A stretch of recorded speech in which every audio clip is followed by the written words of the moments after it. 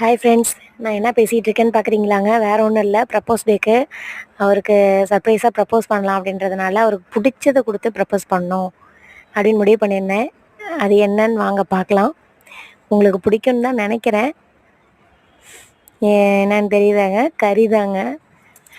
எங்கள் ஊரில் கோயில் பண்டிகைன்னு சொல்லிட்டு விரதம் இருந்தோம், சமைக்கவே இல்லை. இன்றைக்கி தான் அப்புறம் கறி எடுத்து செஞ்சோம்.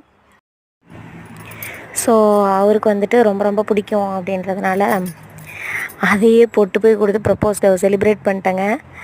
அவர் எப்படி சர்ப்ரைஸ் ஆகிறான்னு மட்டும் பாருங்கள். பார்த்தோன்னே ஷாக் ஆகிட்டார், என்னடா இதை கொடுத்து ப்ரப்போஸ் பண்ணுறா அப்படின்னு. ஆனால் அவருக்கு கறின்னா தான் ரொம்ப பிடிக்கும். அதுதான் சும்மா ஒரு காமெடிக்காக கறியை கொடுத்து ப்ரப்போஸ் பண்ணியாச்சு. என்ன மாதிரி யாரும் ப்ரப்போஸ் பண்ணியிருக்க மாட்டாங்க உண்மையிலுமே.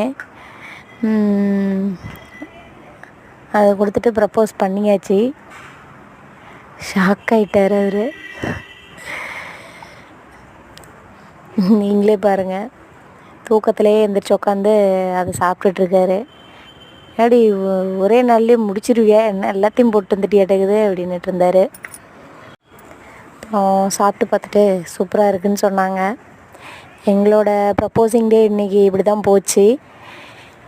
நீங்களாம் என்ன பண்ணீங்கன்ட்டு எனக்கு கமெண்ட்டில் சொல்லுங்கள். சும்மா ஒரு டிஃப்ரெண்ட்டாக இருக்கட்டுமேன்ட்டு கறி கொடுத்து ப்ரப்போஸ் பண்ணுங்கள், அவ்வளோதான். Thank you friends.